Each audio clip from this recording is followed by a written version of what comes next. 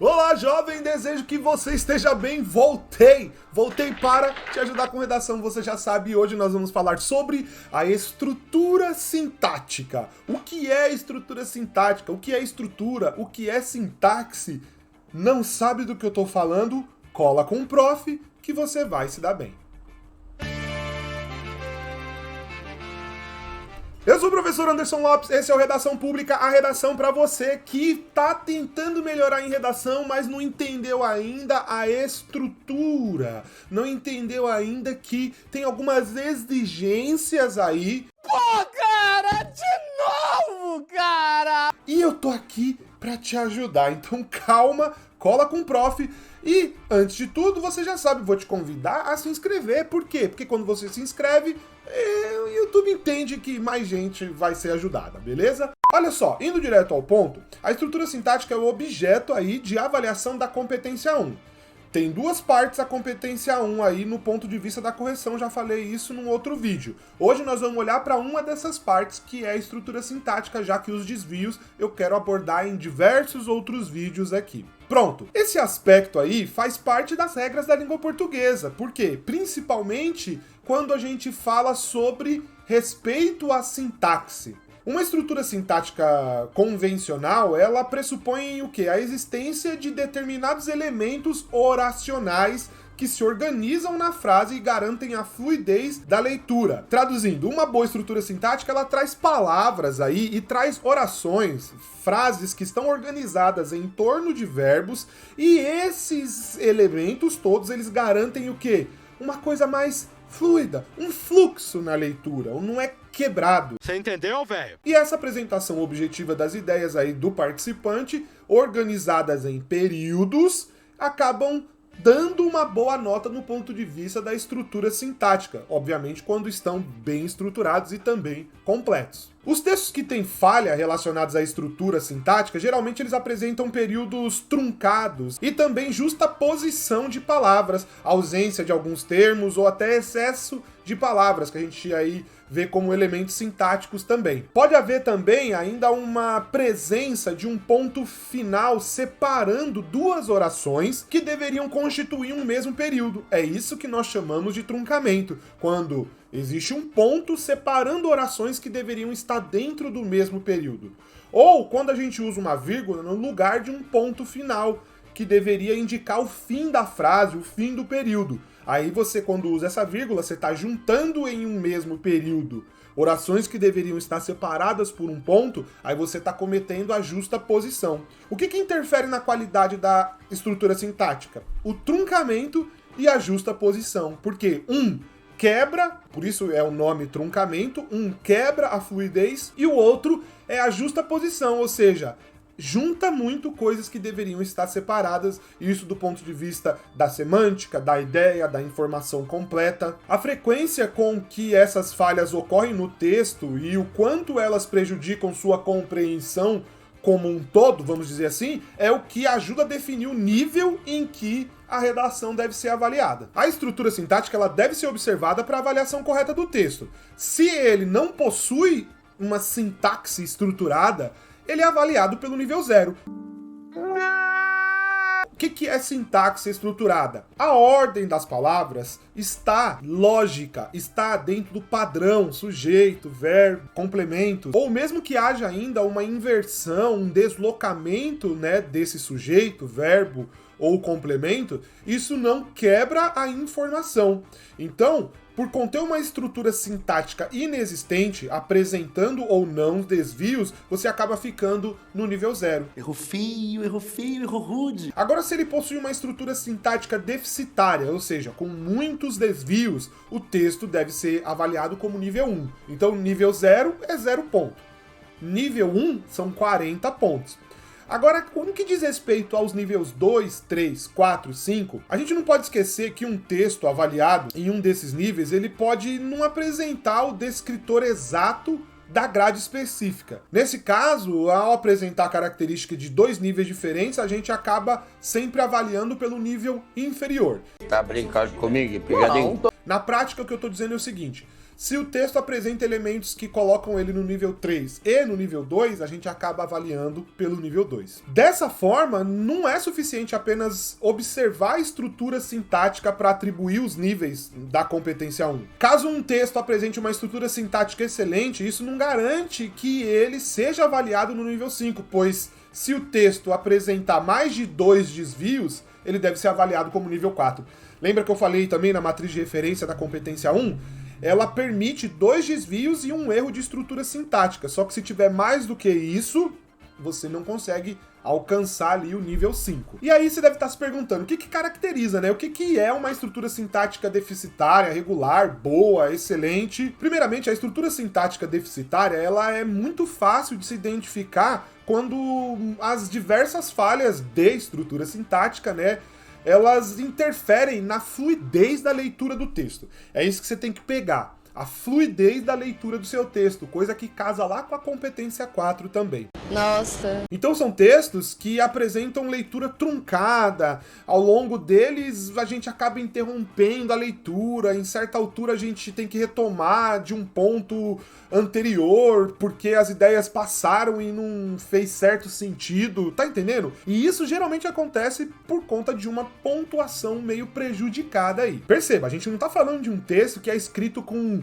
letra difícil de se ler. A gente está falando de questões que tem a ver com a maneira de escrever do candidato e da candidata.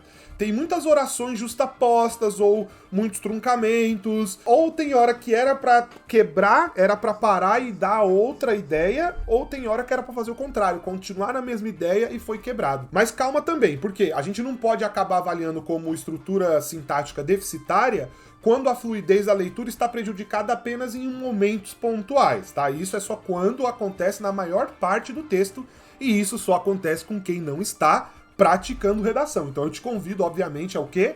A praticar a sua redação e colocar aqui embaixo nos comentários, porque quando você coloca aqui nos comentários, esse é o Redação Pública. O que eu vou fazer? Eu vou corrigir publicamente. Você vai ser ajudado, ajudada, e mais pessoas serão também, beleza? Sim. Tá me acompanhando? Se você tá me acompanhando, você já sabe. Eu vou te convidar, obviamente, a conhecer o método Redação 4 Passos.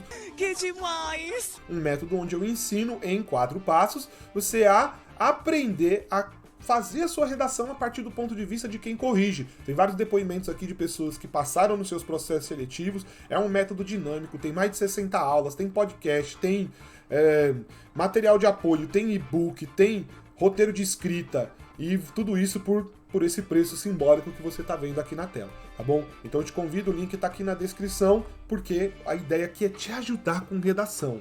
E se eu tô te ajudando com redação, com certeza a gente vai conseguir ajudar mais pessoas, beleza? Sim. Por outro lado, a estrutura sintática regular ou boa, ela é determinada por um texto que apresenta fluidez na leitura, mas também que acaba apresentando algumas falhas, né? Então, a diferenciação entre estrutura regular ou boa, ela vai se dar pela quantidade dessas falhas segundo um conjunto textual que o participante apresenta. Na prática eu tô falando assim, essa quantidade de desvios, essa quantidade de erros, tá dentro de um mesmo parágrafo?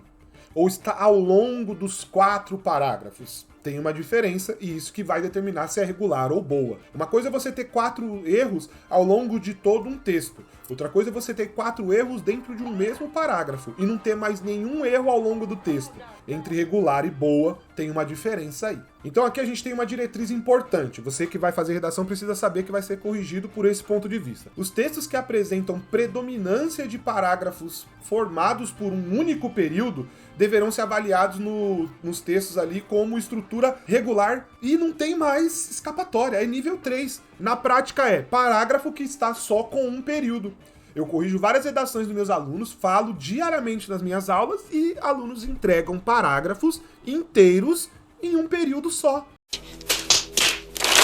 Não usou um ponto, quando usou muito, usou uma vírgula. Tá errado, fica no nível 3 é no máximo 120 pontos. Entretanto, se um texto apresenta predominância de parágrafos formados apenas por um único período, não significa que ele será necessariamente avaliado no nível 3. Mas calma de novo, por quê?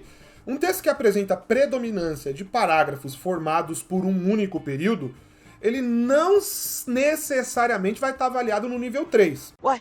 Às vezes ele pode já estar avaliado no nível 2 ou 1, dependendo de quantos desvios tem dentro desse período único aí. Mas o que eu quero destacar é o seguinte, ó. Se um texto apresentar metade dos parágrafos constituídos por um único período, ou seja, de 4 parágrafos, 2 parágrafos foram constituídos em um período único. A outra metade corresponder parágrafos com mais de um período sem nenhum problema.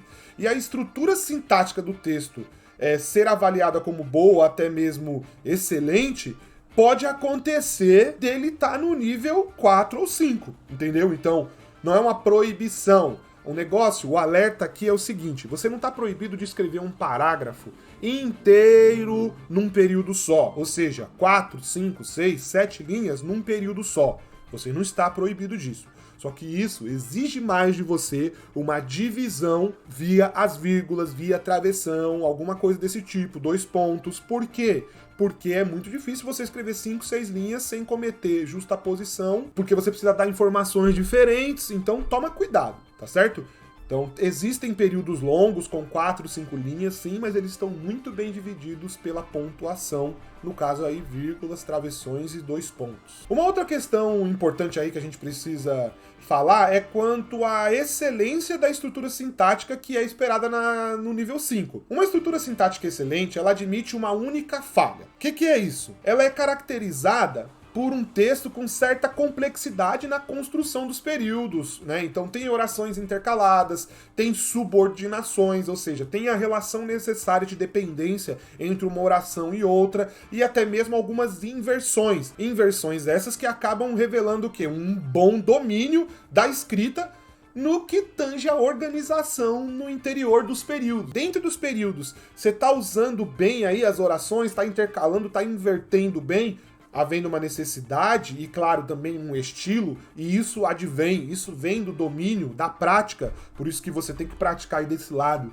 e eu corrigi aqui desse lado. Então, desse jeito, a gente acaba chegando ali na excelência, no nível 5, que são os 200 pontos. É a verdade, não minto. Um texto formado apenas por períodos construídos de maneira simples, ou mesmo simplória, como é a palavra usada no manual, ele não poderá ser avaliado como estrutura sintática excelente, ou seja, nível 5. Ele só vai ser avaliado como bom, ou boa, né, nível 4 aí, ainda que não apresente nenhum erro de estrutura sintática. Entende como é relativo? Então você tem que ter esse cuidado para você, ao produzir a sua redação, faça bom uso dos pontos e das vírgulas e entenda que cada período tem que passar uma informação completa.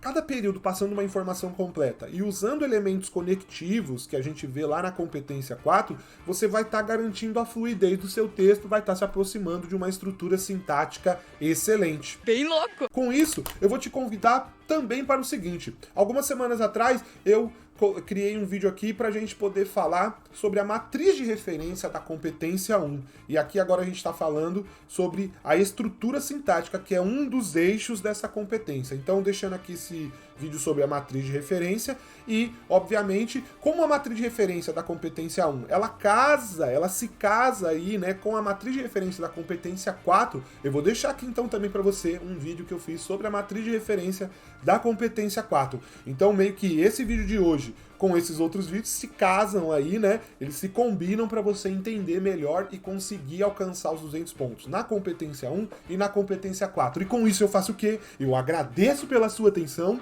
e até breve!